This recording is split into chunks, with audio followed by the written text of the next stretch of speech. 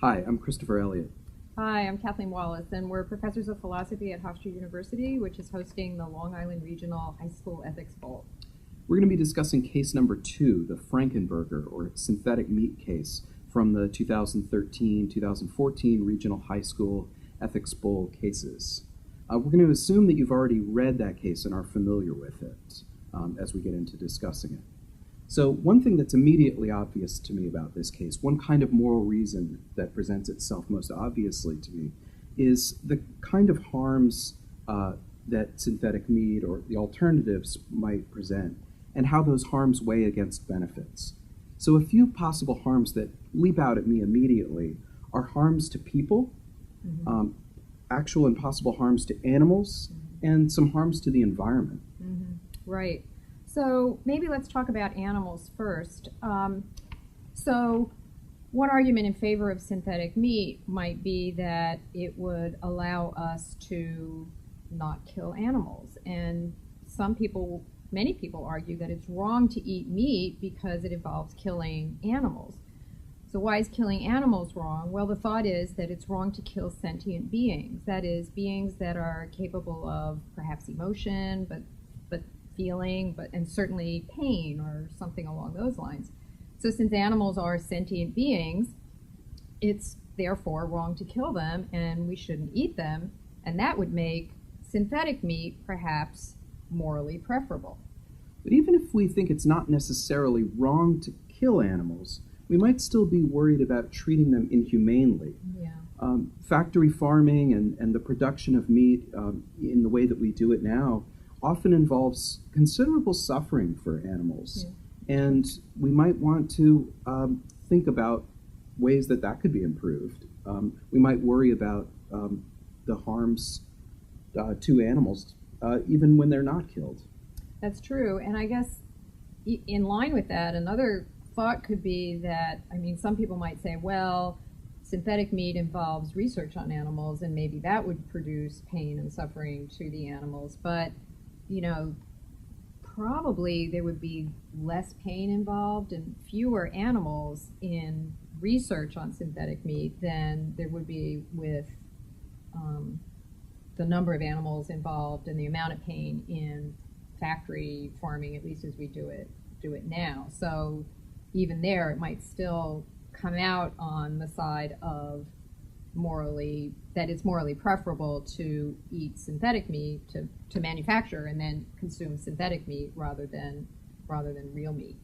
So it's going to become important to pay attention to some of the facts of the case. We're going to have to figure out exactly how much harm is involved in factory farming and what the associated benefits might be with moving towards synthetic meat. Right, that's a really good point.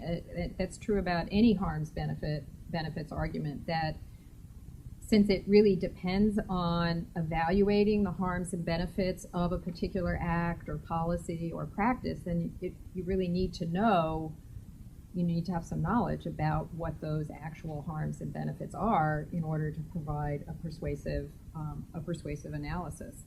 So another kind of moral reason we might think about is harms to environment beyond just people. Okay, that's kind of interesting, though. How is the environment ethical? We've been talking about animals feeling pain, human beings, similarly to animals, they're certainly capable of feeling pain. But in what sense is there an ethical issue in connection with the environment? Well, one way we might think about the environment offering us moral reasons is that we human beings depend on the environment for our survival. We depend on clean air, we depend on clean water, we depend on food growing from the soil, which can be polluted or contaminated. And so if we're concerned about our well-being, we might be concerned about how the environment is capable of supporting that and how that can be interfered with by some kinds of agriculture.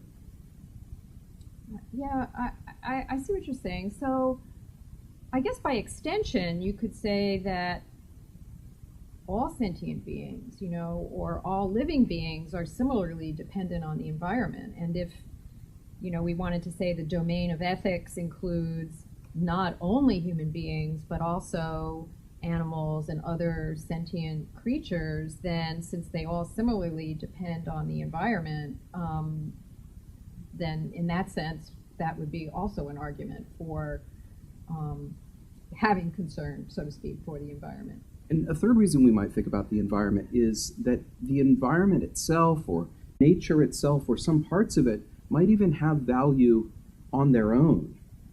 There might be something good or valuable about those parts of nature that deserves our respect, deserves our concern, whether or not we derive any goods from that part of nature, whether or not it supports our survival or makes us happy in any particular way. And that's to say, parts of the environment or nature might have intrinsic value. Okay, so even if it's true that there's some ethical reasons to think that we should have concern for the environment, how does that though bring in the issue of meat production? I mean, is meat production harmful to the environment in some way, and for that reason, should we have concern? So one reason we might be concerned about agriculture is that agriculture is a major consumer of water, and water is a resource that we depend on. If it's becoming increasingly scarce, then we might be concerned about how much of it agriculture uses. Also, because agriculture uses significant amounts of fertilizer, and the production of meat uses a significant amount of antibiotics in the way that we often currently do industrial agriculture, we might be concerned with the runoff of those nutrients and fertilizer and also antibiotics into our waterways and the ways that those might contaminate our water and our soil. We might even be worried about greenhouse gases, as agriculture could be a significant producer of greenhouse gases, and the ways those might promote climate change. And finally, we might be interested in other kinds of wastes that are challenging to recycle that are produced by agriculture. So one reason that animals use so much water is that they eat plants. And so a significant portion of our water consumption is growing the enormous number of plants that animals eat when we use them for meat. So we might wonder whether it would be better to eat more plants directly. Yeah, that's a good point. And I think part of what your analysis of agriculture illustrates is, again, that point that we made earlier about how important it is in a harms benefits argument to know the facts. Like, okay, what are the actual consequences, the actual harms and actual benefits of a particular practice or course of action? And in this case, agriculture more generally, and maybe factory farming or industrial agriculture, as we sometimes call it now, and specifically with respect to meat production. I wonder, though, if in addition to the environment, so we've talked about the environment and we've talked about animals, but what about people, right? Are there ways in which producing synthetic meat and eating synthetic meat would somehow be better for people? Well, in what sense? I suppose one could make the argument that eating synthetic meat is healthier than eating real meat, because maybe real meat has a much higher fat content or something along those lines, maybe because of how it's currently raised. It has a lot of antibiotics in it, and synthetic meat wouldn't have those issues. We might also think, however, on the other side, that we don't really know too much yet about the safety of synthetic meat. It's, in some sense, it's a genetically modified food. People have been genetically modifying food for centuries, but people may have more concern about some of the modern techniques of genetic modification rather than the more traditional ones that we're accustomed to. And part of that might be just because maybe some of the techniques are not fully tried and true yet, or at least people worry about that. Maybe people also worry a little bit about the extent to which those techniques are in the hands of usually pretty sophisticated corporations, and maybe there'd be concern about products being marketed before they've been tested for safety, because maybe a corporation is interested in profit, right? So there could be some concerns, but I wonder, what do you think about that? I'm interested. You're offering a different kind of ethical reason than we've talked about just now, which is the reason of health itself. That it might be better to eat healthier.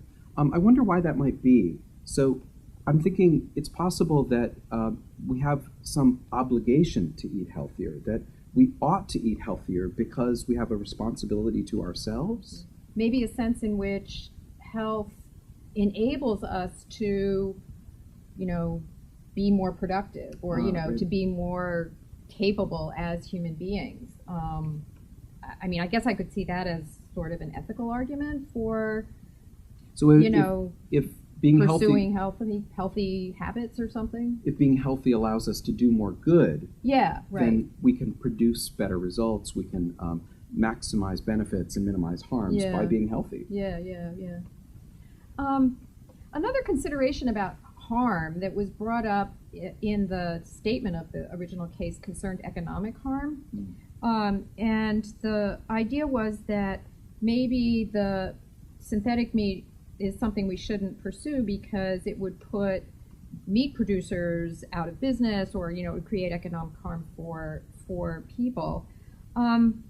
So I guess whether we thought that was an ethical issue, though, might depend on whether we thought the way we're producing meat, namely factory farming, is itself ethically problematic.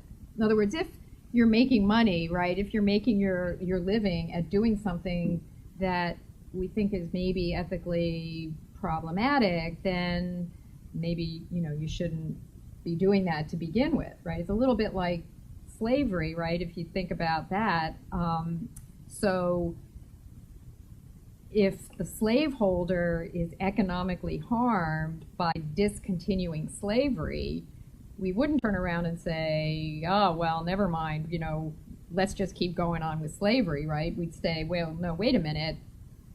Slavery is really bad, so we need to stop that. And if there's economic harm, well, that's unfortunate, but... But so you're not saying that agriculture or industrial agriculture is the same as slavery, or it's just like it.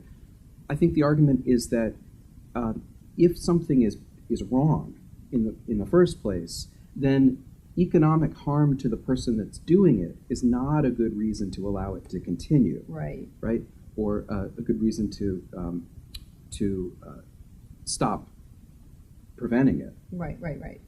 In other words, if the activity is itself problematic, then ethically problematic, then the fact that somebody's harmed doesn't mean we should continue it. But still, in thinking about the harm to people in agriculture, there's another kind of harm that's possible in this situation, which is harm to the people who make their livelihoods, including the workers in industrial agriculture.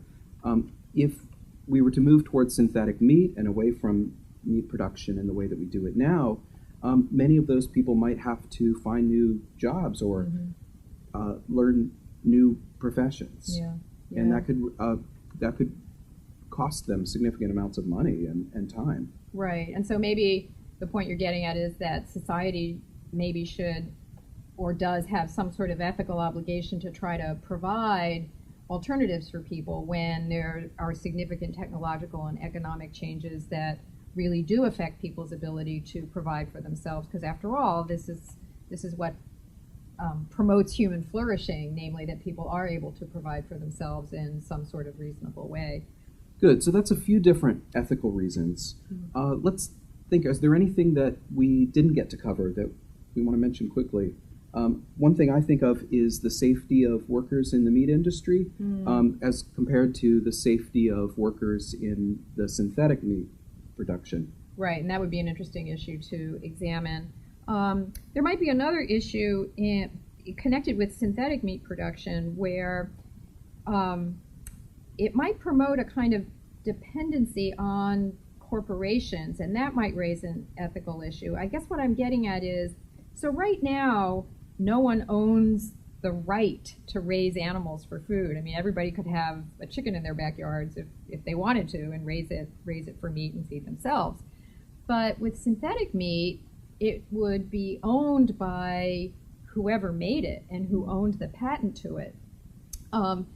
And I guess that just kind of raises an interesting question about sort of who should own food, and is that a good thing for human flourishing and for human well-being? And if that's an ethical concern, then that's something we might want to think about. A third thing I think of is that the case is framed as a comparison between meat eating and our current way of consuming meat on the one hand, and moving towards synthetic meat on the other. Right. But might there be other alternatives we should consider, one of which would be moving towards a more plant-based diet that might have more kinds of benefits? Right. And are there other kinds of alternatives as well? Right.